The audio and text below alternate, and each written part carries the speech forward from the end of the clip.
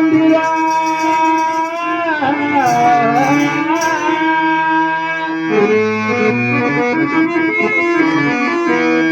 ಎಮ್ಮಯ್ಯ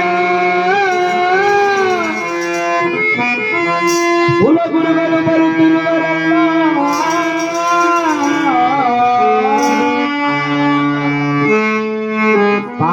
ಭೀಮಾ ಅರ್ಜುನ ಅಲ್ಲಿ ನೋಡಿ ನಮ್ಮ ಪೂಜ್ಯ ಗುರುಗಳಾದಂತಹ ಬೃಹದೇಶ್ವರ ಮುನಿಗಳು ಇತ್ತಲೇ ಬರುತ್ತಾರೆ. ಹೌದು, ನಾವಿಲ್ಲಿದ್ದೇವೆ ಎಂಬ ವಿಚಾರವನ್ನ ಅವರಿಗೆ ತಿಳಿಸುವುದು ಯಾರು? ಬರಲಿ ಎಂಬುದಾಗಿ ಪಕ್ಕದಲ್ಲಿಯೇ ಒಂದು ಕೊಳ, ಆ ಕೊಳದಲ್ಲಿ ಸ್ನಾನವನ್ನು ಮಾಡಿ ಬಂದಂತಹ ಗುರುಗಳಿಗೆ ಶಿರಸಾಷ್ಟಾಂಗ ನಮಸ್ಕಾರವನ್ನು ಮಾಡಿ ಅಂಜಲಿ ಬದ್ಧರಾಗಿ ಪಕ್ಕದಲ್ಲಿ ನಿಂತವರು. ಆಗ ಬೃಹದೇಶ್ವರ ಮುನಿ ಧರ್ಮರಾಯನ್ ಕೇಳ್ತಾವರಪ್ಪ, ಧರ್ಮನಂದನ, ಈ ಮಧ್ಯಭಾಗದಲ್ಲಿ ನಿನ್ನ ಅನುಜನನ್ನು ಕೂಡಿ ಸುಖ ಕ್ಷೇಮದಿಂದಿರುವಿಯಾ? ಕ್ಷೇಮದಿಂದಿರುವಿಯ ಅಂದಾಗ ಧರ್ಮರಾಯರ ಧಾರಾಕಾರವಾದ ದುಃಖವನ್ನು ಮಾಡ್ತಾವ್ರ. ಸ್ವಾಮಿ, ನಮ್ಮ ಕ್ಷೇಮವನ್ನು ಏನೆಂಬುದಾಗಿ ಹೇಳಲಿ? ನಮ್ಮ ಕ್ಷೇಮವೆಲ್ಲವೂ ಮಣ್ಣು ಪಾಲಾಯಿತು. ಏಕಪ್ಪ, ಏನಾಯ್ತು? ಸಕಲ ಸ್ತ್ರೀಯ ಸಾಮ್ರಾಜ್ಯವನ್ನು ಸ್ವಾಮಿ ಭಗದಯ ಪಗಲಿ ಮುನಿಪಾ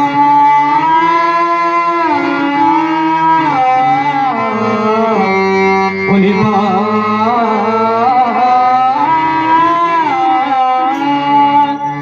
ಸ್ವಾಮಿ, ದಾಯಾದಗಳಾದಂತ ಕೌರವರನ್ನು ಪಗಡಿಯಾಟವನ್ನಾಡಿ ರಾಜ್ಯ ಕೋಶಗಳು ಪಣವಾಗಿಟ್ಟು ಸೋತು ಆ ಇಂದ್ರಪತ್ರವನ್ನು ಬಿಟ್ಟು ಈ ಕಾಮಿಕಾವನದಲ್ಲಿ ಬದಲಿಸಿದ್ದೇವೆ. ನಮಗಾದರೂ ತಿನ್ನುವುದಕ್ಕೆ ಅನ್ನವಿಲ್ಲ, ಕುಡಿಯುವುದಕ್ಕೆ ಜಲವಿಲ್ಲ, ಓದುವುದಕ್ಕೆ ವಸ್ತ್ರವಿಲ್ಲ. ನಮ್ಮ ಗೋಳಾಟವನ್ನು ಕೇಳುವರು ಈ ಕಾಡಿನೊಳಗೆ ಯಾರಿಲ್ಲ ಸ್ವಾಮಿ. ನಮ್ಮಂತ ಕಷ್ಟಪಟ್ಟವರು ಈ ಭೂಲೋಕದೊಳಗೆ ಯಾರು ಇಲ್ಲ ಅಂದಾಗ ಆ ಬೃಹದೇಶ್ವರ ಮುನಿ ಹೇಳ್ತಾವ್ರ, ಏನಂದ ಹೇ ಧರ್ಮನಂದನ, ನಿನ್ನಷ್ಟು ಕಷ್ಟಪಟ್ಟವರು ಈ ಭೂಲೋಕದೊಳಗೆ ಯಾರು ಇಲ್ಲವೇ? ಏಕಿಲ್ಲ, ಹಿಂದೆ ಆ ಶನಿದೇವರ ಕಾಟಕ್ಕೆ ಸಿಲುಕಿ ಅನೇಕ ರಾಜಾದಿರಾಜರು ನಿನಗಿಂತ ಮಿಗಿಲಾಗಿರುವ ಕಷ್ಟವನ್ನು ಪಟ್ಟಿದ್ದಾರೆ. ಮಹಾರಾಜ, ಏನ್ ಸ್ವಾಮಿ, ನಮಗಿಂತ ಮಿಗಿಲಾಗಿರುವ ಕಷ್ಟಪಟ್ಟಂತ ರಾಜರಿದ್ದಾರೆ. ಯಾರು ಸ್ವಾಮಿ ಅಂತ ಪುಣ್ಯಾತ್ಮರು? ಅಪ್ಪ, ಏಕಿಲ್ಲ, ಹಿಂದೆ ಕಳಿಂಗ ರಾಜ್ಯವನ್ನ ಆಡುತ್ತಿದ್ದಂತಗ ಯಾವ ಗೋವಿಂದ ಶಿವಮಗಳಾಗಿರುವಂತಗ ಸತ್ಯವತ ರಾಜನಾದರು. ತುಂಬಿದ ಸಭೆಯೊಳಗೆ ಶನಿದೇವರನ್ನು ಜರಿದು ರಾಜ್ಯ ಕೋಶಗಳನ್ನು ತೊರೆದು ತಾನು ತನ್ನ ಹೆಂಡತಿ ನಡುಕಾಡಿನ ಮಧ್ಯಭಾಗದಲ್ಲಿ ಅಲೆದು ಕಡೆಗೆ ತಂದಿರುವ ನೇತ್ರಗಳನ್ನ, ತನ್ನ ಹೆಂಡತಿ ನಾಲಿಗೆಯನ್ನ, ತನ್ನ ಮುದ್ದು ಕುಮಾರನ ಕರಗಳನ್ನ ಕತ್ತರಿಸಿಕೊಂಡು ನಿನಗಿಂತ ಪರಿಪರ್ಯಾಯ ಕಷ್ಟವನ್ನು ಪಟ್ಟಿದ್ದಾರೆ ಮಹಾರಾಜ. ಸ್ವಾಮಿ, ಆಗಿದ್ದ ಮೇಲೆ ಅಂತ ಪುಣ್ಯಾತ್ಮರ ಚರಿತ್ರೆಯನ್ನ ನಮಗೆ ತಿಳಿಸಿದ್ರು ಅಂದಾಗ ಬೃಹದೇಶ್ವರ ಮುನಿ ಪಾಂಡವರಿಗೆ ಈಗಾದರೂ ವನವಾಸದ ಕಾಲ ಮುಗಿಲಿವಲಾಗಿ ಆ ಕಾಮಿಕಾವನದಲ್ಲಿ ಈ ರಾಜಾಸತ್ಯ ವ್ರತ ಅಥವಾ ಕ್ಷಣಿಯ ಪ್ರಭಾವ ಕಥಾಭಾಗವನ್ನ ಪಠನೆ ಮಾಡ್ತಾ ಇದ್ದಾರೆ. ಯಾರು ಯಾರಿಗೆ ಹೇಳಿದ್ರು ಅಂದ್ರೆ ಏನ್ ಹೇಳ್ತೀರಾ? ಬಿಟ್ಕೊಂಡ್ ಬಿಟ್ಟಂಗೆ ನೋಡ್ದ ಸ್ವಾಮಿ, ನೀವು ನಮ್ಗೆ ಹೇಳಿರಿ ಅವ್ರು ಯಾರ್ಯಾರು ಹೇಳ್ಕೊಂಡಿದ್ರು ನಮ್ಗಂತ ಗೊತ್ತಿಲ್ಲ. ಸದ್ಯಕ್ ನೀವು ನಮ್ಗೆ ಹೇಳಿದ್ರ ನಾವು ಕೇಳಿದೀವಿ ಅಂದಿರ. ಎಲ್ಲಿವರೆಗೂ ನಿಲ್ಸಿದೀವಿ ಅಷ್ಟೇ. ಕಾಮಿಕಾವನದಲ್ಲಿ ಪಾಂಡವರಿಗೆ ಆ ಬೃಹದೇಶ್ವರ ಮುನಿ ಈ ರಾಜಾಸತ್ಯ ವ್ರತ ಅಥವಾ ಶನಿ ಪ್ರಭಾವ ಕಥಾ ಭಾಗವನ್ನ ಪಠನೆ ಮಾಡ್ತಾ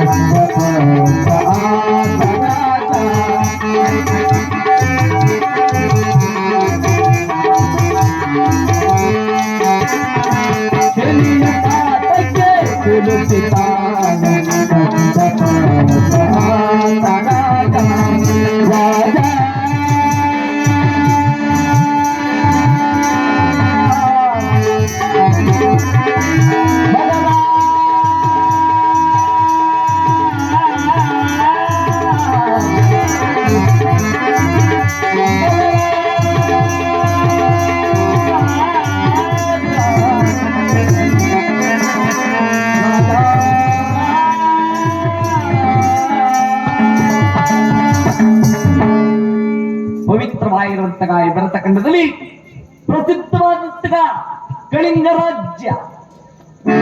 ಆ ರಾಜ್ಯವನ್ನ ಗೋವಿಂದ ಶೃಂಗ ಮಹಾರಾಜರು ಮತ್ತು ಆತನ ಹೆಂಡತಿಯಾಗಿರುವಂತಹ ಪ್ರಭದತ್ವ ದೇವಿ ಬಹಳ ಸತ್ಯ ನ್ಯಾಯ ಧರ್ಮದಿಂದ ಆ ಕಳಿಂಗ ರಾಜ್ಯವನ್ನು ಪರಿಪಾಲನೆ ಮಾಡುತ್ತಾ ಇದ್ದಾರೆ. ಆದರೆ ಈ ಮಹಾರಾಜ ಮಹಾರಾಣಿಗೆ ಮಕ್ಕಳಿಲ್ಲದ ಚಿಂತೆ. ಈ ಮಹಾರಾಜ ಮಹಾರಾಣಿಗಾದರೂ 64 ವರ್ಷಗಳ ಕಾಲ ಮಕ್ಕಳಿಲ್ಲ ಒಂದು ಚಿಂತೆ ಆ ರಾಜ ದಂಪತಿಗಳಿಬ್ಬರನ್ನೂ ಕಾಡ್ತಿದೆ. ಪಟ್ಟಣದಲ್ಲಿರುವಂತಹ ಪ್ರಜೆಗಳೆಲ್ಲರೂ ಕೂಡ ನಮ್ಮ ದೇಶದ ರಾಜ ಎಂತಗ ರಾಣಿ ಮಕ್ಕಳಿಲ್ಲದ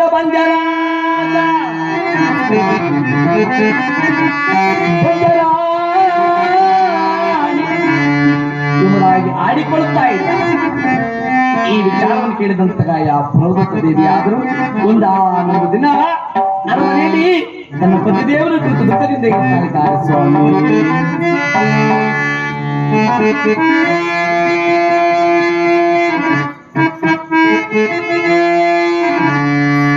ಮಕ್ಕಳಿಲ್ಲದ ಬಂಜೆಯನ್ನಾಡಿಕೊಳ್ಳುವರು ರಮಣ.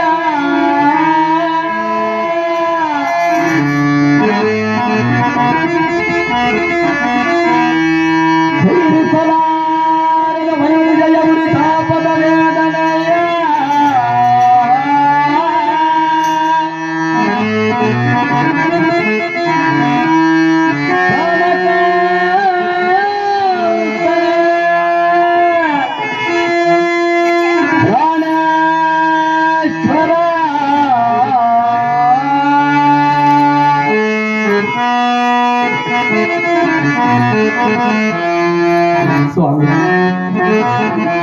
ಈ ನಮ್ಮ ಪ್ರಜೆಗಳೆಲ್ಲರೂ ಕೂಡ ನಮ್ಮನ್ನ ಮಕ್ಕಳಿಲ್ಲದ ಮಕ್ಕಳಿಲ್ಲದ ರಾಣಿ ಎಂಬುದಾಗಿ ಬಹಳವಾಗಿ ನಿಂದಿಸಿ ಮಾತನಾಡುತ್ತಿರುವುದು. ಭಗವಂತ ನಮಗೆ ಅಷ್ಟೈಶ್ವರ್ಯ ಬೋಧ ಭಾಗ್ಯ ಸಿರಿ ಸಂಪತ್ತೆಲ್ಲವನ್ನು ಕೊಟ್ಟಿದ್ದಾನೆ. ಆದರೆ ಮಕ್ಕಳ ಒಂದು ಚಿಂತೆಯನ್ನ ನಮ್ಮ ಬಾಳಿನಲ್ಲಿ ಅಗಾಧವಾಗಿ ತಂದಿದ್ದಾರೆ. ಆದರೂ ಚಿಂತೆ ಇಲ್ಲ, ನಮ್ಮ ಕುಲದೇವರಾಗಿರುವಂತಹ ಶ್ರೀಹರಿಯನ್ನ ತದೇಕ ಚಿತ್ತ ಮನೋಭಾವನ ಪೂಜೆ ಮಾಡಿ ಆ ಭಗವಂತನ ಪೂಜೆಯನ್ನು ಮಾಡಿದ್ದೆ ಆದಲ್ಲಿ ನಮಗೆ ಮಕ್ಕಳಾದರೂ ಆಗಬಹುದು, ನಡೆಯುವುದು ಎಂಬುದಾಗಿ ರಾಜ ದಂಪತಿಗಳಿಬ್ಬರು ತೆಗಿತ ತಮ್ಮ ಕುಲದೇವರಾಗಿರುವಂತಹ ಶ್ರೀಹರಿಯನ್ನ ತದೇಕ ಚಿತ್ತ ಮನೋಭಾವದಲ್ಲಿ ಪೂಜೆ ಮಾಡುತ್ತಾವರೆ ಆ ಮಕ್ಕಳ ಭಾಗ್ಯವನ್ನು ಕುರಿತು ನಿನ್ನ ಭಜಿಸಲ್ಕೆಲ್ಲ ಬರದಮಾ ಸ್ವಾಮಿ ಜಯ ನೀಡಿವರ ನೀಡೆಯ ಹೇ ನಾರಾಯಣ ವೇದ ಪಾರಾಯಣ ಹೇ ನಾರಾಯಣ ವೇದ ಪಾರಾಯಣ ನಿನ್ನ ಮನಸಾರೆ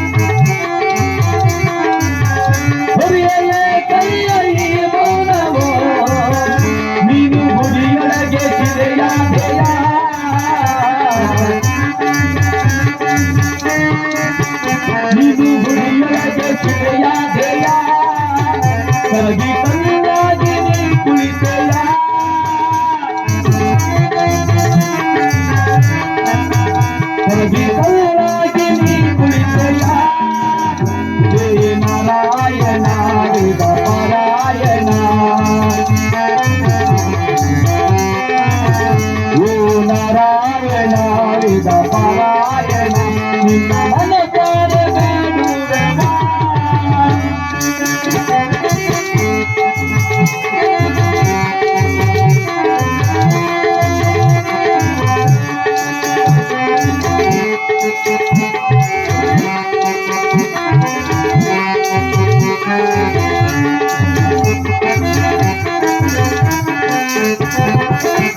ಈ ದಿನದ ಮೊದಲ ಗೆಳೆಯ